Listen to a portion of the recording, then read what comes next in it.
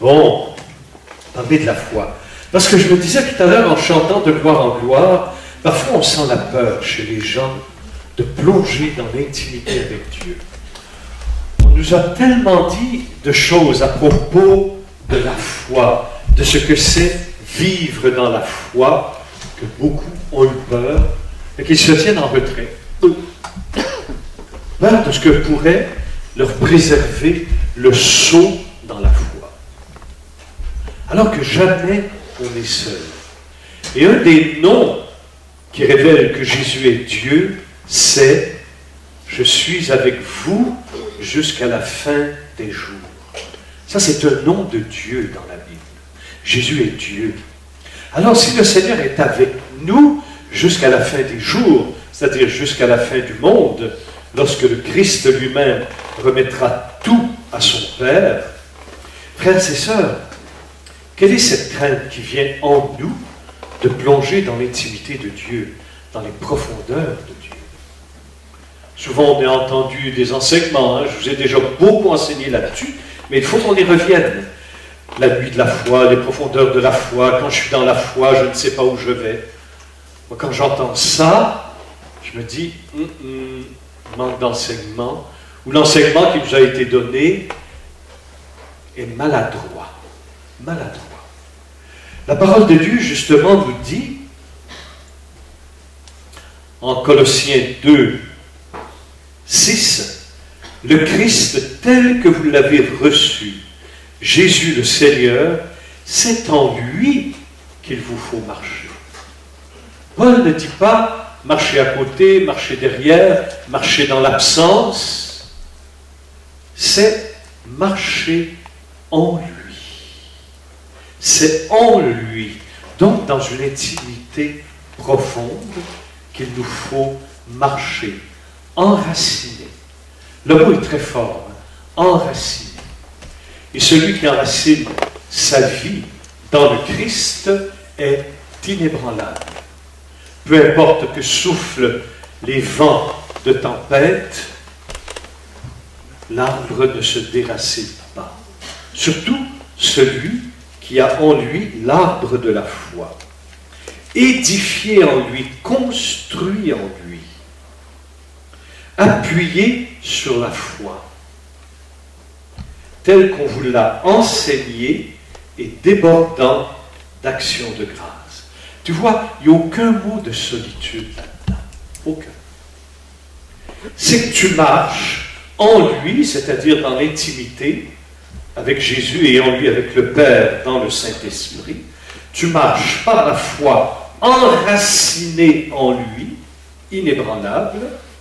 Ça ne veut pas dire ça que l'arbre n'est pas secoué quand viennent des vents violents. L'arbre est secoué. Il en perd même des branches, des feuilles. Mais ce qui tombe de l'arbre, lorsqu'il y a des vents violents, ce sont les branches qui ne sont pas assez malades, assez fortes, qui sont sèches. Les feuilles qui tombent à l'automne, c'est les feuilles qui sont mortes. C'est ça qui tombe.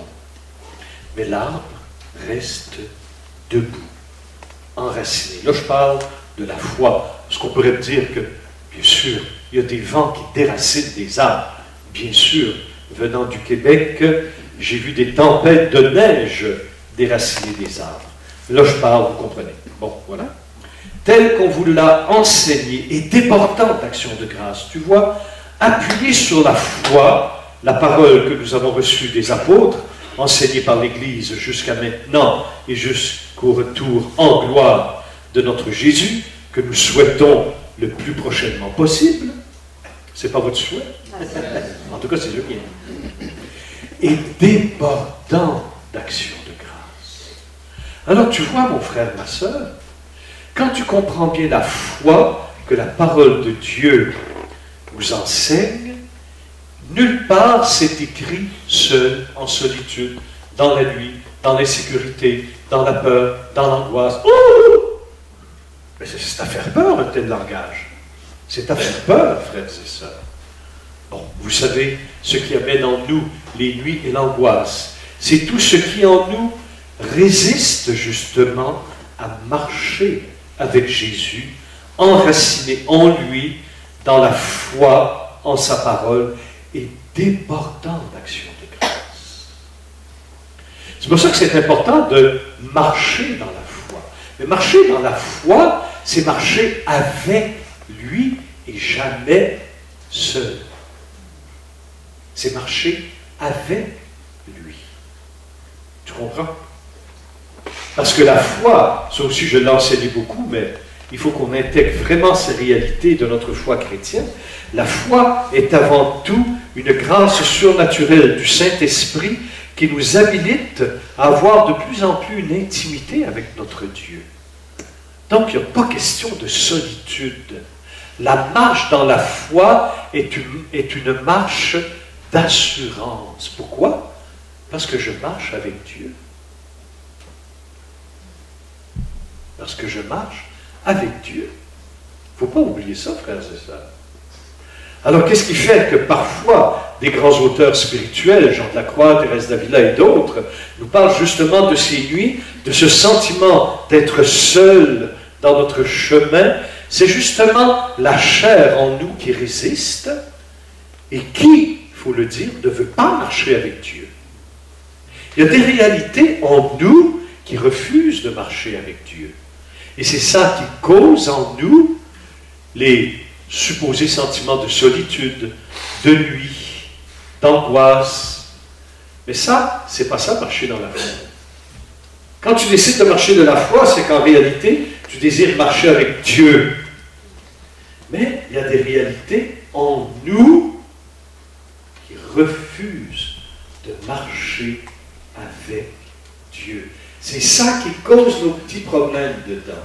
Mais une fois que ces insécurités, ces peurs, ces refus orgueilleux de marcher avec Dieu sont guéris, libérés, hop, tout se fait dans une grande liberté intérieure. Mais la foi, par essence, est une grâce qui nous vient du Saint-Esprit et de lui seul et qui nous donne de marcher avec lui. La foi est essentiellement en nous une énergie surnaturelle qui bosse en nous. La foi, c'est pas quelque chose, Dieu dépose la foi, oui. Non, non, non, non, non. La foi, c'est une énergie surnaturelle divine, c'est pas du nouvel âge, ce que je vous dis là. C'est la grande tradition chrétienne depuis 2000 ans. Hein. On parle des énergies divines, surtout dans l'orthodoxie, etc.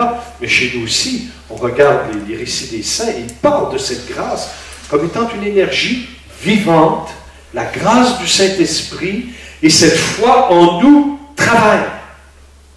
Et son travail cause en nous, justement, et met en lumière des réalités en nous qu'on appelle, selon saint Paul, charnel, le vieil homme qui résiste tout le temps, hein, et qui met un frein à la marche dans la foi. Mais marcher dans la foi, c'est pas marcher dans le vide, frères et sœurs. Trouvez-moi une parole dans la Bible où il dit ça, vous ne trouverez jamais, jamais, jamais, jamais, jamais. Et quand Jean raconte le récit de notre cher ami Thomas, que j'aime beaucoup, Thomas, hein, touche, oh, il touche, mon Seigneur et mon Dieu. Ah, Thomas, heureux celui qui croit sans voir. Ça, c'est la foi. Et cette vision de Dieu, sans voir, est supérieure à celui qui touche. Pourquoi? Parce qu'il y a une plénitude. Jésus dira avant dans l'Évangile, je peux vous trouver le verset tout de suite, mais c'est votre intérêt que je parte, dit-il. Jésus dit bien, c'est votre intérêt que je parte, car si je ne pars pas, le Paraclet ne viendra pas vers vous. Mais si je pars, je vous l'enverrai. Et ça, tu ne peux pas détacher ce verset de ce que Thomas dit à Jésus et la réaction du Christ Seigneur, parce que tu m'as vu, tu crois. Et Jésus lui dit, mais heureux celui qui croit sans avoir vu. Mais c'est nettement supérieur comme intimité à Dieu de Thomas qui est là et qui touche son corps de chair ressuscité. C'est nettement supérieur. Pourquoi? Parce que les disciples ont tenté de le retenir. Parlons des femmes qui se sont jetées à ses pieds, qui disent non, non, non, je peux encore monter vers le Père, mais c'est votre intérêt que je parte. Est-ce que tu comprends? C'est votre intérêt, dit Jésus, que je parte. Parce que si je ne pars pas, vous ne recevrez pas le Paraclet. Le Paraclet ne viendra pas vers vous. C'est Jean 16, 7. Mais si je pars, je vous l'enverrai. Alors vois-tu en quoi, ce que Jésus répond à Thomas, vois-tu en quoi c'est nettement au-dessus de. Alors si Thomas était resté là retenant Jésus, le Saint-Esprit ne nous aurait pas été donné. Alors il manque quelque chose à l'accomplissement de la rédemption du Christ tant que le Saint-Esprit n'est pas venu. Alors Jésus dit, mais c'est votre intérêt que je parte. Tu vois? Alors à ce moment-là, on n'analyse plus le verset où Jésus répond à Thomas, parce que tu m'as vu, tu crois, sous l'aspect négatif, qui dit tout simplement, ouais, marcher sans voir, c'est la nuit. Non, fichez-moi la paix avec ça. On a un petit côté masochiste en nous qui veut souffrir pour essayer de se convaincre qu'on est près de Dieu parce qu'on souffre. C'est très charnel, c'est très nombrilique, et c'est surtout pas la foi. La foi nous désapproprie de nous-mêmes. Et c'est ce qui fait que nous désapproprions de nous-mêmes, de notre chair, du vieil homme qui résiste encore et qui pourtant est mort. Ça, peut-être j'en parlerai ce week-end. Et qui pourtant est mort, il résiste encore. Bon, il fout une claque. Bon, il dit, soumets-toi à l'homme nouveau que je suis dans le Christ. C'est toute une autre vision, ça, mes amis. Parce que nous, malheureusement, on est un petit peu maso. Quand on chemine et qu'on chemine vraiment, je ne parle pas d'une petite foi tranquille là, qui se contente d'une messe par semaine, de quelques lectures de Bible parfois. Donc, je parle d'un chrétien qui s'est déterminé à devenir chrétien. N'oubliez pas, ce week-end, c'est un cheminement de croissance. Hein? Ce n'est pas d'évangélisation kérigmatique. C'est vraiment, on va aller dans la croissance spirituelle. Je veux dire, si vraiment tu te détermines à cheminer, tu vas rencontrer en toi ces obstacles. Ne pas te le dire serait te tenir dans l'illusion et peut-être même te décevoir quand tu vas rencontrer en toi des blocages, des obstacles, des stops, des refus de Dieu, etc. Qui est en réalité la chair qui résiste à l'esprit. Et ça, Saint Paul en parle évidemment beaucoup, particulièrement chez Galates et l'Épître aux Romains. Alors tu vois, de gloire en gloire, tu m'emmènes. Et là, tu ouvres les bras grands à ton Père du ciel et tu dis, Père, prends-moi dans tes bras et plonge-moi. Plonge-moi, papa. Ça, c'est la foi. Mais Jésus n'a jamais dit de plonger seul. Pourquoi? Parce que nous en sommes incapables. Incapables.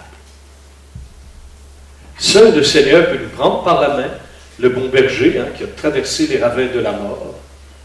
Seul lui peut nous entraîner dans les profondeurs de Dieu.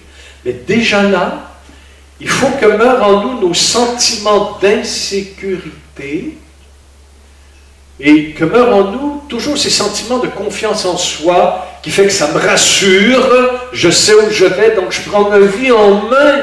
Mais Jésus dit, si tu veux me suivre, c'est moi qui prends ta vie en main. C'est très facile à dire quand on est dans une ébullition spirituelle. Ah, t'es plein de la grâce d'en haut, ton corps, ton âme, tout ce que tu es vibre dans l'intimité de Dieu. Là, tu dis, ah, Jésus, donne-moi ta vie. Mais quand tu ne vibres plus, tu ne sens plus cette ébullition de l'amour de Dieu dans ton cœur, et que, comme je dis souvent au Seigneur, Seigneur, je t'aime, mais je t'aime à froid. Je dis ça souvent au Seigneur, Seigneur, tu sais que je t'aime, mais je t'aime à froid, tu sais, je sens rien. Ça ne veut pas dire que j'aime pas Dieu, ça. Hein? Mais je t'aime à froid. C'est ma formule, bien québécoise. Moi, Seigneur, je t'aime à froid. C'est glacé. Et là, tu dis encore, Seigneur, gloire à ton nom. Béni sois-tu. Wow.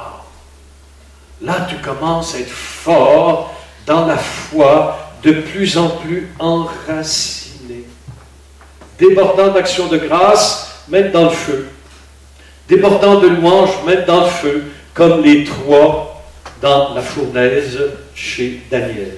Il se mit à louer Dieu. Alléluia.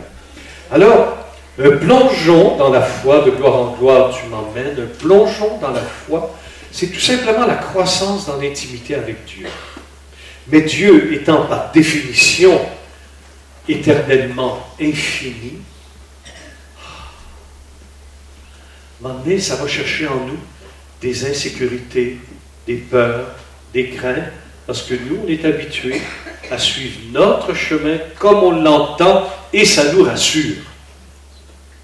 Et j'ai remarqué, chez moi-même comme chez d'autres, quand on a peur, quand on est dans le stress, dans l'angoisse, on n'écoute plus personne, même plus Saint-Esprit. Parce que voulant se rassurer soi-même, on prend nos propres chemins, ça nous rassure, et on n'écoute plus personne. La raison est liée, la réflexion est liée, et on aura beau nous donner les meilleurs conseils, on ne les écoute pas. Alors qu'un chemin dans la foi est toujours accompagné du Saint-Esprit, tout le temps. Je me rappelle, quand j'étais jeune et beau, on allait nager dans les grands lacs au Québec. C'est des lacs qui est très profond. Tu sais, quand tu sautes, tu vois rien. Moi, je sautais quand même, mais j'avais peur. C'était tellement profond, là, tu perds tous tes moyens. Hein? Là, tu n'as plus rien. C'est l'abîme. Puis tu avais la lumière du soleil qui rentre, mais à un moment donné, il n'y a plus de lumière. Hein? Ça peut atteindre, je ne sais pas moi, quand l'eau est vraiment pure, ça peut atteindre 10 mètres. Tu vois jusqu'à 10 mètres. Mais après 10 mètres, là, il n'y a plus rien. Fait qu'à un moment donné, j'étais jeune, je me rappelle. À un moment donné, je dis à quelqu'un qui nageait très bien avec moi, un de mes amis, j'ai dit, écoute, je vais essayer quelque chose. Je veux vaincre ma peur. Mais j'ai dit, je veux que tu plonges avec moi au cas où. Hein. Et des fois, pour vaincre nos peurs, on peut faire de méchantes bêtises. Hein. Puis j'ai dit, je plonge, je me jette à l'eau, je retiens ma respiration, puis je me laisse couler. Mais j'ai dit, tu plonges avec moi, hein? Oui, j'ai pas peur. Fait qu'on plonge ensemble, bouche le nez, puis je me laisse descendre. Ah, quelle sensation! Quelle sensation, hein? Le vertige, j'étais toute à l'ivresse des profondeurs. Hein? Là, j'ai su ce que c'était. Il m'a demandé, mon copain m'a pris, il dit, on remonte à la surface. Mais c'est comme ça que j'ai vaincu cette peur de profondeur dans des lacs. Mais, bien sûr, c'est le plan psychologique. Mais au plan spirituel, à un moment donné, ça peut influer. Mais si mon ami n'avait pas accepté de plonger avec moi, je n'aurais pas plongé tout seul, hein? Tu comprends? Alors, on n'est jamais seul. À un moment donné, on veut faire le saut de la foi, mais ce n'est pas le saut dans le vide. Dieu est avec toi. Dieu marche avec toi. Jamais il ne t'abandonne. Puisque son nom, c'est « Je suis avec vous jusqu'à la fin du jour. » Je suis avec vous. C'est un nom divin dans la Bible. Je suis avec vous. C'est-à-dire une présence. Toujours. Et si jamais tu ne sens plus comme d'habitude cette présence de Dieu, c'est bon signe. Mais ça ne veut pas dire que le Seigneur est absent. Ça ne veut pas dire que le Seigneur est absent. Ne plus goûter sa présence ne veut pas dire l'absence de Dieu. Ça veut dire qu'au contraire, Dieu veut s'approcher de toi, mais dans cette approche, tu n'en as pas l'habitude, alors tu penses qu'il s'est absenté, mais il ne s'est pas absenté. Il veut se rapprocher de toi, mais tu n'es pas prêt. Mais si Dieu attendait que tu sois prêt, il ne te plongerait jamais dans les profondeurs. Alors, il t'amène peu à peu. Mais cette espèce de hiatus entre les deux, là, Dieu qui veut s'approcher de toi dans une intimité de plus en plus profonde, crée justement cet espace-là, crée justement ces angoisses, ces troubles, ces doutes. Est-ce que Dieu existe? Oh. Moi, quand j'entends des chrétiens qui viennent me voir, mon père, je suis dans le doute. Ah non, je ne dis pas un autre. Arrêtez de douter, franchement. Mais doute de tes doutes. Arrête de douter de l'existence de Dieu. Si tu doutes de l'existence de Dieu, mets-toi devant une glace, regarde-toi. Tu dis, Seigneur, si tu n'existais pas, je ne serais pas là. Devant la glace. Dieu est.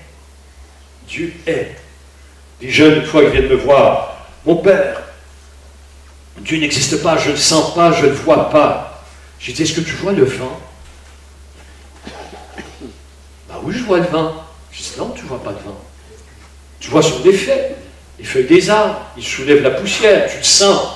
Est-ce que tu vois le vent? Ah bon? Parce que tu ne vois pas, le vent n'existe pas. Ben non. On le voit dans les arbres, on le voit dans la poussière qu'il soulève, on le voit... Il faut toujours se fier à nos sens, frères et sœurs. Hein? Et Dieu, souvent, on le voit à travers ses effets, mais à un moment donné, on ne voit même plus sa répercussion. On ne voit même plus ses effets. Alors à ce moment-là, Dieu dit, va plus en profondeur. Va plus en profondeur. Descends. Viens avec moi. Et là, tu vas voir Dieu. Mais encore faut-il accepter de marcher. Et quelque chose qui bloque beaucoup le cheminement spirituel des uns et des autres dans l'Église de Dieu, c'est le scandale. Pas le scandale du voisin qui quitte sa femme pour aller voir une autre femme, si ce n'est pas la tienne.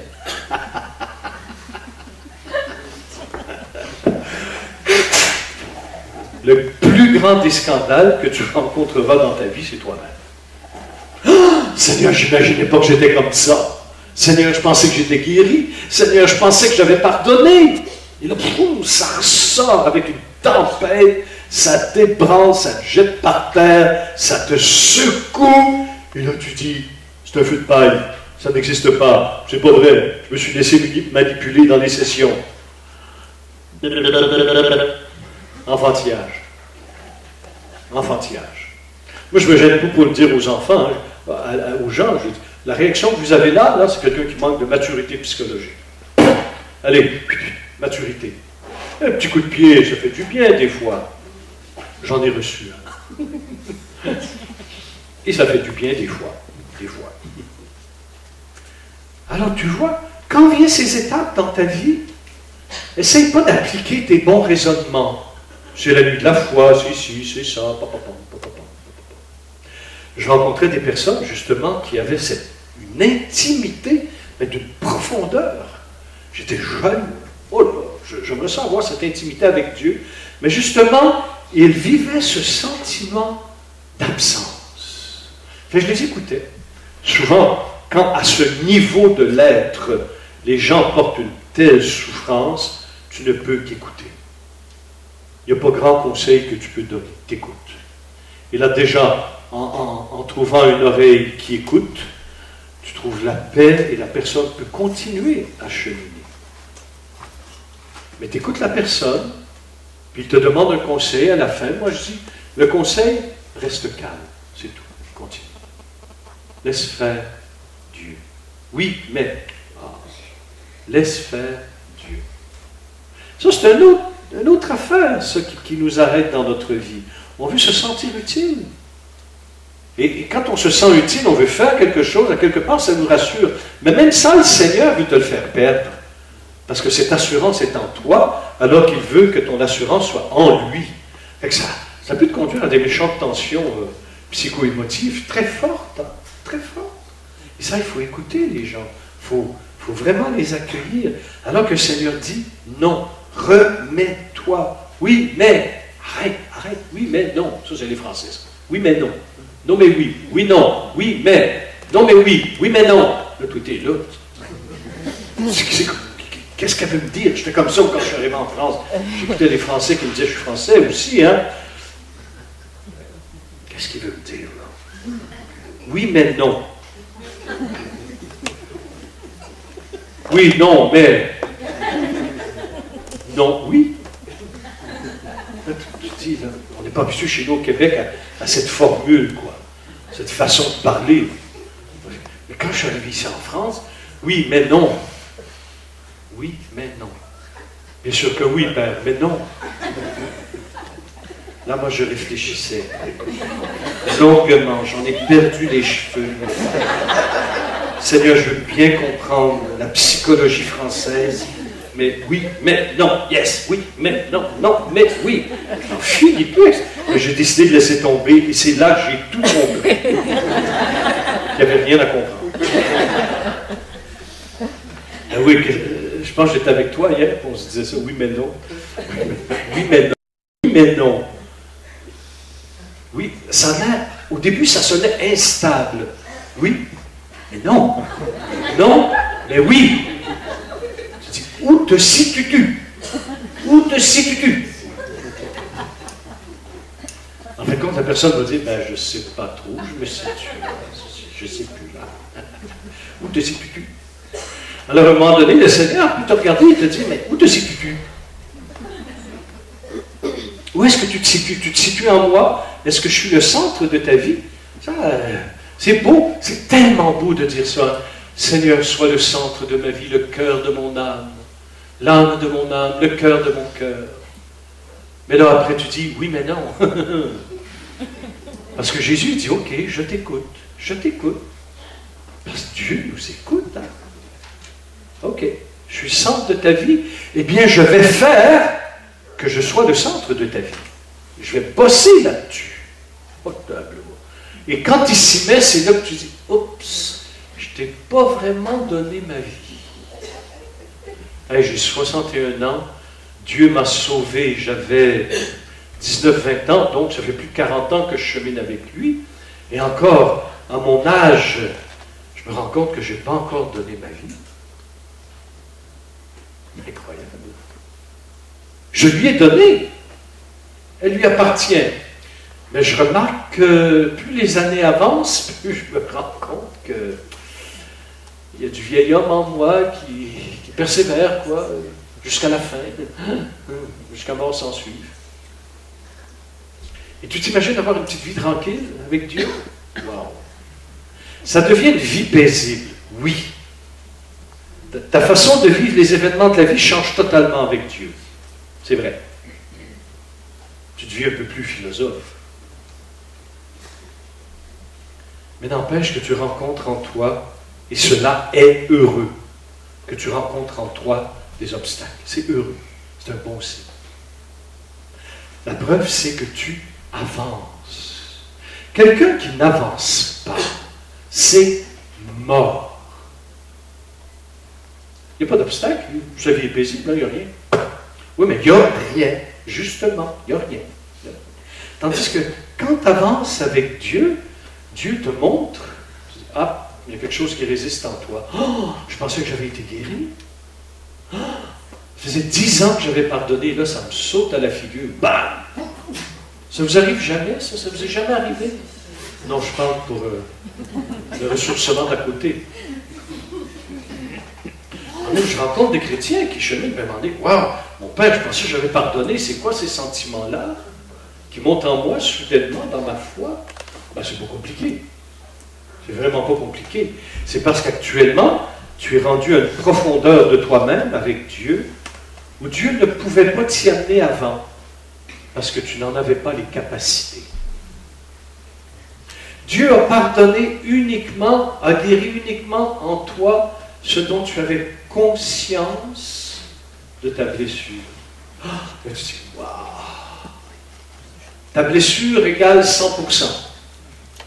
Mais tu n'en es conscient que de 10% de ta blessure. Dieu guérit le 10%. Pourquoi? Parce que tu en es conscient et tu es inconscient du 90% qui nage en eau profonde dans ton cœur. Tu n'en es pas conscient.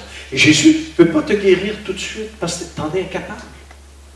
Et là, c'est ce qui fait que cheminant profondément, à un moment donné, le Seigneur va commencer à toucher au reste de ta blessure. Ah ouais, je pensais que j'étais guéri. Je pensais que j'avais pardonné. Le Seigneur dit, oui, tu as pardonné. Mais maintenant, ton pardon doit s'approfondir parce que tu ne voyais pas la profondeur de ta blessure. Dieu est pédagogue, hein, de façon extraordinaire. Il te conduit dans ces chemins intérieurs lentement, selon ce que tu es capable. Un homme vient me dire une fois, « Ah, si Jésus pouvait me guérir tout d'un coup! » Ben, j'ai dit, « Il va te tuer. Il va te tuer, il faut qu'il te tue.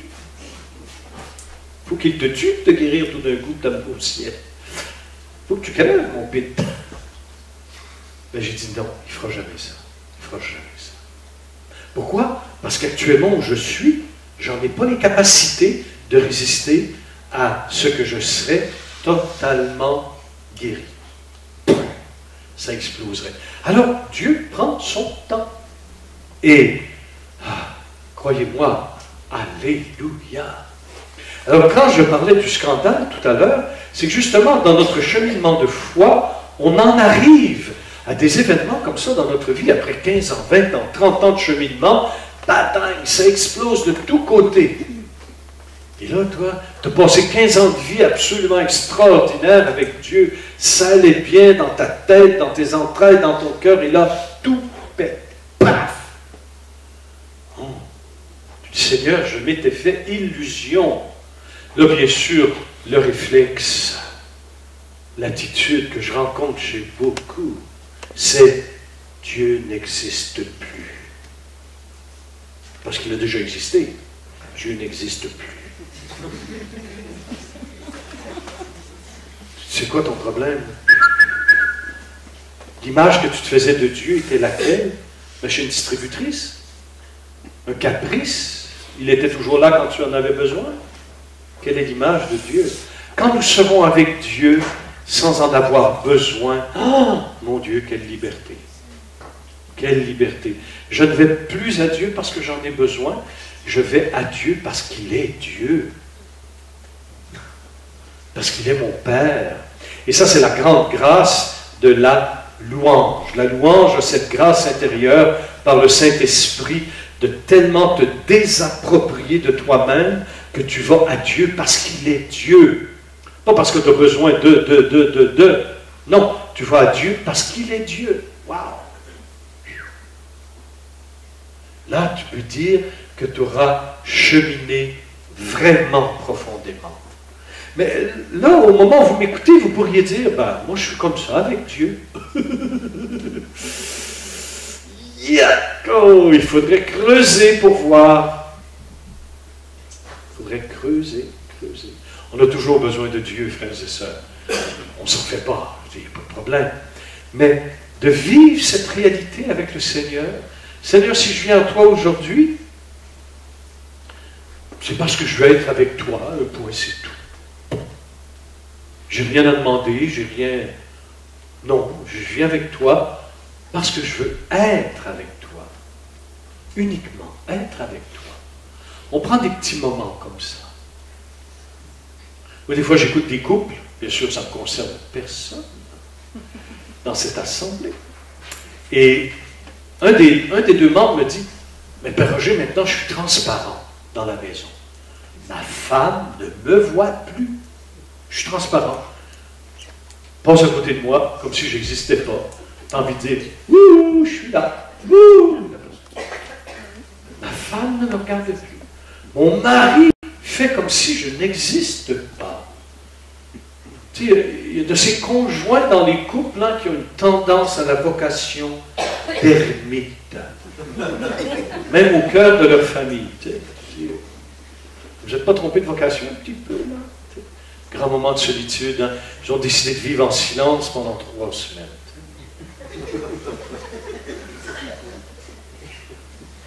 Tout ce que tu entends à la table à manger, c'est...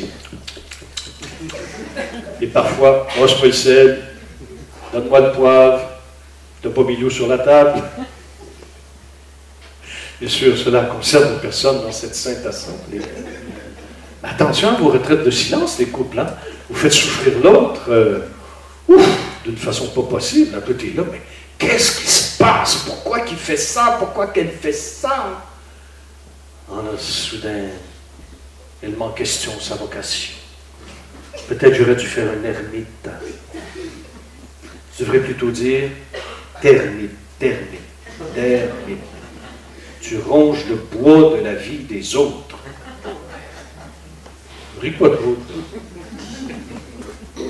Je vous connais pas, mais je vois. Tu vois, c'est des choses comme ça. Mais ça, c'est jamais dans la vie avec Dieu, ça. Jamais. Dis-toi, avec Dieu, la balle est toujours dans ton camp. Toujours. Moment d'absence, moment de solitude, moment de doute, c'est pas de la faute à Dieu, ça. C'est ce qui, en toi, ne correspond pas à Dieu. As-tu compris? Pas compliqué, hein? Alors souvent, quand je vois des gens qui souffrent, il y en a qui souffrent vraiment, j'en ai rencontré cette semaine. Oula! Et s'il vous plaît, quand vous venez voir un prêtre ou un accompagnateur, moi je rencontre des gens qui me disent tout le temps, « Oh, mais ouais, je sais, ben, il y a des gens qui souffrent plus que moi. » Non, non, non, j'ai pas les autres devant moi, j'ai toi. Et toi, tu souffres. C'est toi que j'écoute, c'est pas les autres qui souffrent plus que toi.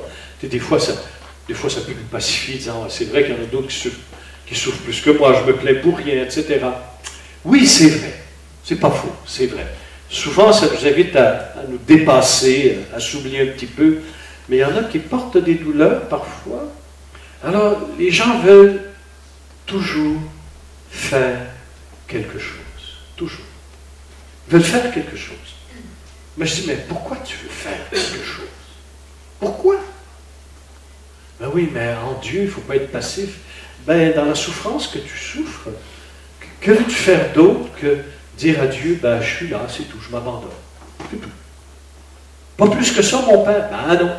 Parce que si tu en fais plus, tu bloques à quelque part l'action de Dieu en toi. Parce que tu t'agites tellement, hein. Marthe, calme-toi, Marthe. Marie a choisi la meilleure place. Viens la rejoindre. Alors, des fois, on est Marthe et Marie dans notre foi. Mais parfois, il faut être plus Marie que Marthe. Et parfois, plus Marthe que Marie. Et parfois, il faut faire Marty. Le mélange. Marthe et Marie. Marty. Ouais, c'est pas mal. Vous avez compris? Hein? Alors, n'ayons pas peur de devenir de vrais chrétiens et de marcher.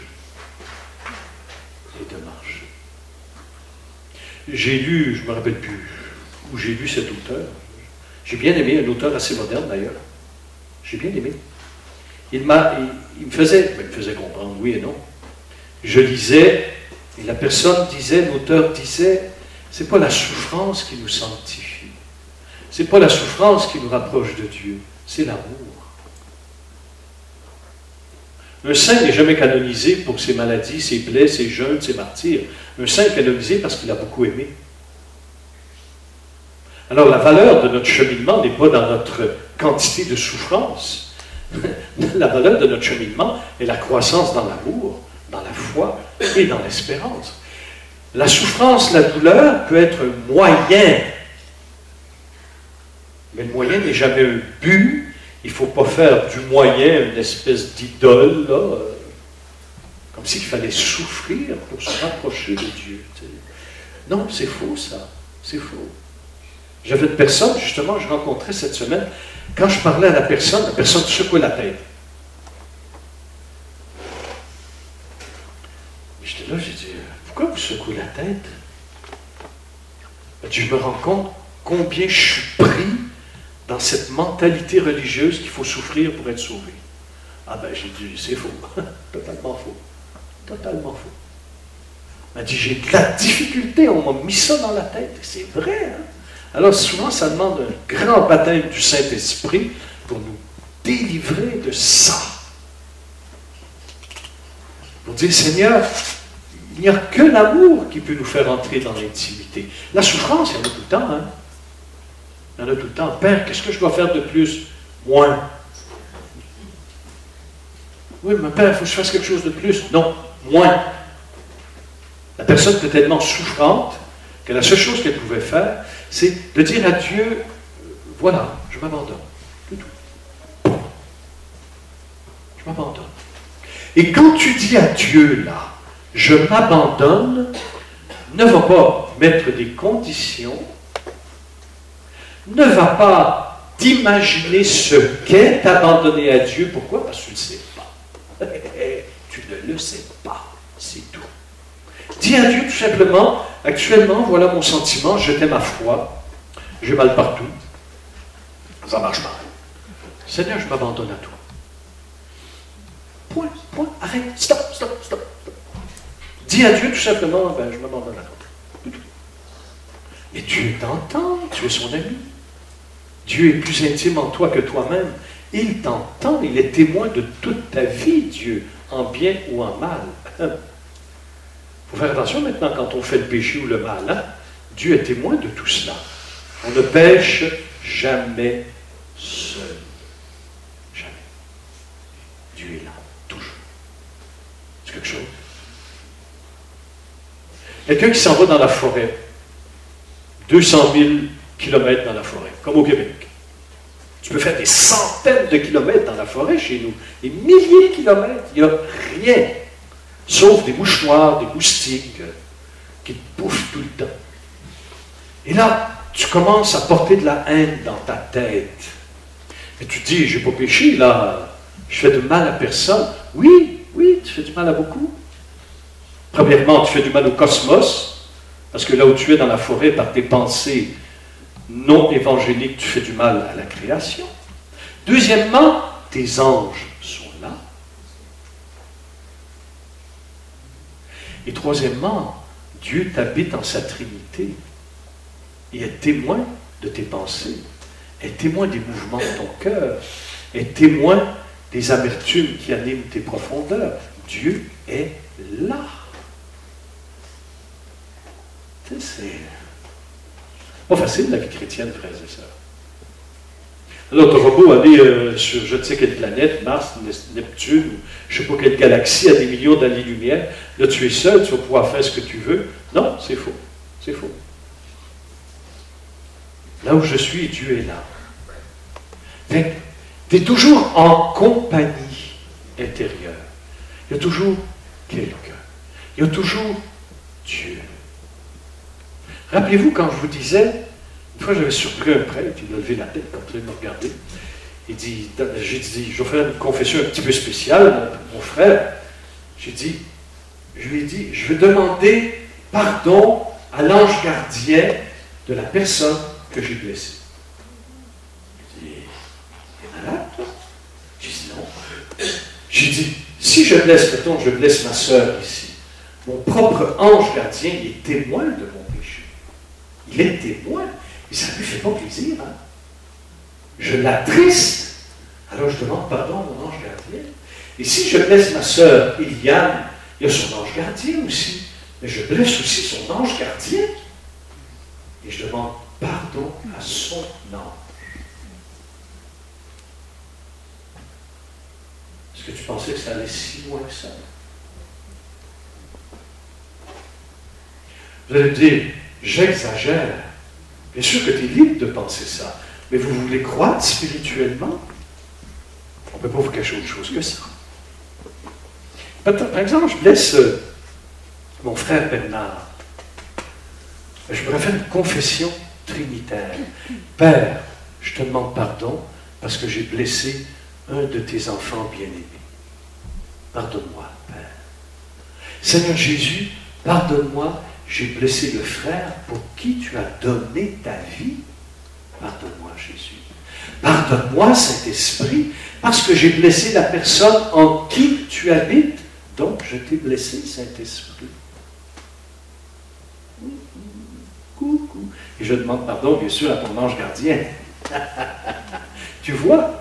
Alors, et maman Marie est là, et Saint Joseph est là, les saints du ciel sont là. C'est pour ça que le péché est si grave. Ça blesse la communion partout. Alors, quand tu marches dans la foi, n'oublie pas, c'est comme un séminaire de croissance spirituelle. Il faut y aller à fond dans les détails pour déjà débloquer votre cheminement pour aller plus loin. Mais quand on marche dans la foi, qui est essentiellement une réalité relationnelle en nous, la foi est une réalité de communion, de commune union, il faut que tous ces éléments rentrent dans notre conscience. pour dire, où Seigneur? Des fois, je reçois des gens à la confession qui me disent, ouais, dans mon cœur, je vais demander pardon à Dieu parce que j'ai blessé telle personne, mais elle ne l'a jamais su. Mais j'ai dit, c'est péché. Pourquoi? Mais j'ai dit, Dieu est témoin. Dieu est en toi, Dieu est témoin de ton péché. Oh, j'ai exagéré là. D'accord, j'exagère, ça va. Mais si tu veux marcher et pas en rester là, tu vas dire, c'est vrai, Seigneur.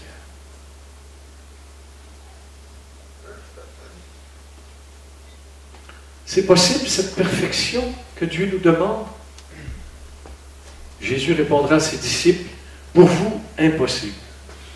Mais à Dieu, tout est possible.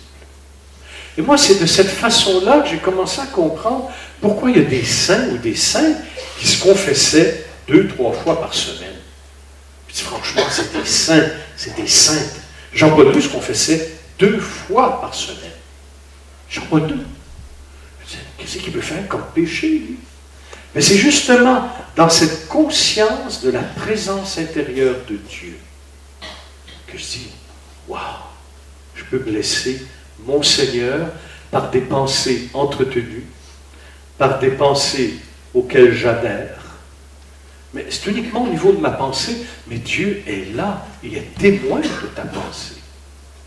Waouh. Tu veux marcher, tu veux croire, il faut que tu entendes ce discours. Sinon, un petit chrétien flat, qui bouge, qui ne dérange personne. Même pas toi-même, et surtout pas le bon Dieu. Tu vois? Alors, marcher dans la foi, Dieu te demande une chose. Oui, c'est ce qu'il te demande. Oui. Comme Marie. Oui.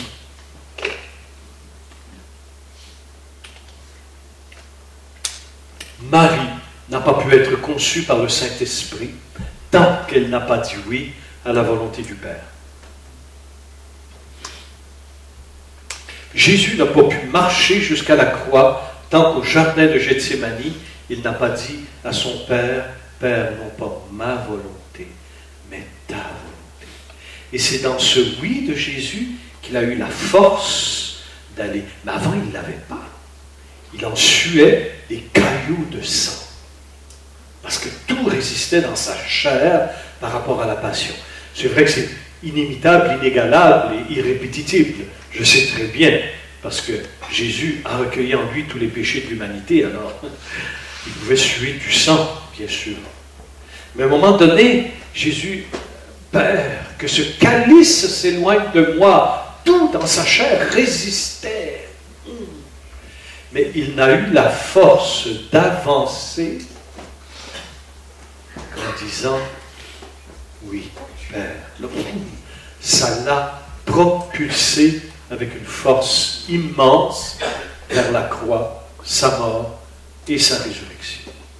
Mais c'est souvent en disant, Père, que ta volonté soit faite, que j'ai la force d'avancer. C'est vraiment en disant, Père, que ta volonté soit faite, que vient la guérison, que vient la sanctification, que vient la libération. Parce que tout dans notre chair dit non. Non, non. Non, Seigneur, non. Quand on voit des enfants, parfois, ils regardent leurs parents. Hein. Non. Prenez-les pas au sérieux dans ce temps-là. Heureusement, parce que si Dieu nous prenait au sérieux, tu vois. Voilà, quelques petits propos, c'est rien bien en ordre, de bien scientifique, mais c'est juste des petits propos comme ça qui nous invitent à voir dans les Écritures, dans la Bible, ce qu'est la véritable foi. Comme dit Paul aux Colossiens, c'est marcher en lui. Saint Paul ne dira jamais, ni personne d'autre dans la Bible, que c'est marcher seul. Marcher sur les voies de Dieu seul, c'est impossible. Je serais capable d'être bouddhiste seul. Mais oui, faire de la cèse, de la méditation, tu n'as pas besoin de Dieu pour faire ça. Je peux être musulman et mettre la loi en pratique. Ça, je suis capable. Je vais vous en parler ce week-end de l'islam. Tu sais, ça, je suis capable. On est capable de faire ça. On n'a pas besoin de Dieu pour faire ça. Hein? Mais d'être chrétien, là, non. besoin de Dieu. Pourquoi? Parce que seul Jésus peut nous permettre d'aller vers le Père. Seul chemin vers le Père. Jésus est le seul berger qui peut te conduire dans les prairies célestes surnaturelles. Les autres n'en sont qu'au plan naturel, au plan psychique. Tout le monde peut faire ça. Tout le monde. Mais dans les prairies surnaturelles de Dieu, non. Seul Jésus peut nous y conduire. Seul Jésus. Est-ce que tu comprends la différence? L'Évangile, ce n'est pas un livre d'ascétisme et de contemplation. Hein? Ce n'est pas un livre qui nous apprend comment méditer, comment s'asseoir, comment... L'Évangile est uniquement un livre de révélation. Il faut que tu comprennes ça. C'est autre chose. Oui, mais quand je vais à la messe, je ne trouve pas la paix. Ben, va pas à la messe pour trouver la paix. Va à la messe pour célébrer, tu trouveras la paix. Mais avant tout, l'Évangile est essentiellement une révélation. Ce n'est pas un manuel de sacrifice, un manuel de méditation, un manuel d'ascétisme, ce n'est pas un manuel de pratique, c'est une révélation. Ce que Jésus a vu du Père depuis toute éternité, il est venu sur terre pour nous le révéler. Ça, il faut faire la différence. L'islam, l'hindouisme, le bouddhisme et les autres philosophies religieuses ne sont pas des révélations. C'est la recherche humaine. Ils aspirent à Dieu parce qu'ils ont Dieu en eux et Dieu les appelle. C'est pour ça qu'il faut évangéliser, pour donner la véritable réponse à leurs questionnements. Mais quand tu abordes le fait chrétien, c'est autre chose. C'est révélation du ciel sur la terre. Les autres, c'est la terre qui essaye d'aller au ciel, ce qui est impossible.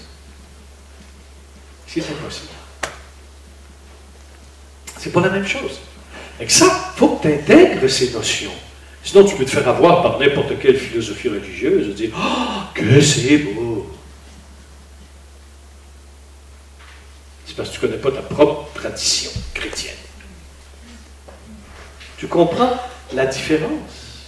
Alors, quand on parle de foi, tu dis « Oups, c'est quelque chose. » La foi n'est pas une croyance. Une croyance, c'est l'être humain qui essaie de donner une réponse à sa recherche de transcendance. La foi, c'est l'adhésion à une révélation qui vient d'un autre. La foi, c'est une grâce surnaturelle qui te donne d'adhérer à Dieu, qui te révèle une parole. Ça, c'est surnaturel. Mais une croyance, c'est l'être humain qui essaie de mettre des mots par des expériences, par des recherches, à cette soif de Dieu qu'il a en lui. Ça, c'est une croyance. Tout le monde a ça. Mais la foi, pas tout le monde. Pourquoi? Dieu qui sait, Dieu qui veut, Dieu qui sait. Voilà, c'est Dieu qui sait. C'est pas de mes affaires.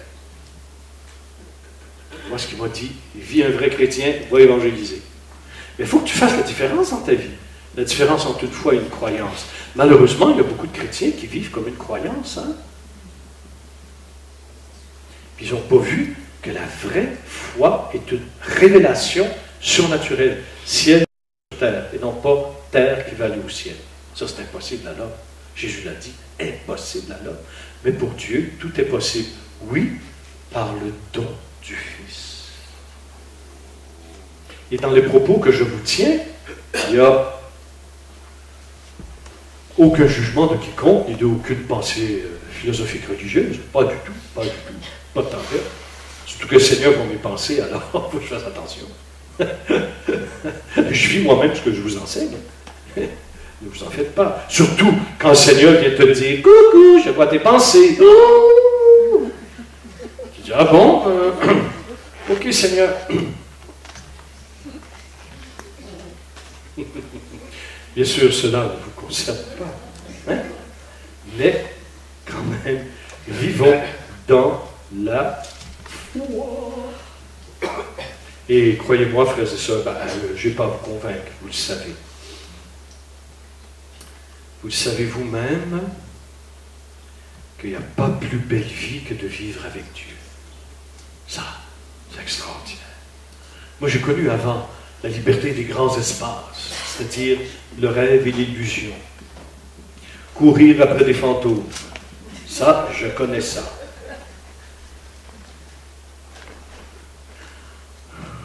Maintenant, je connais Jésus. Oh, mon Dieu. Ça m'a pris du temps de me pardonner, d'avoir perdu toute ma jeunesse à courir des fantômes par la drogue et la vie totalement débridée. Et on croit dur comme fer que c'est la vérité, hein, et que c'est là la vraie liberté. Mon Dieu, quelle illusion. Oh. Et quand Jésus vient dans ta vie, il te dit, mais c'est moi la liberté, c'est moi la vérité. Waouh! Là, c'est le choc des cultures. Bam!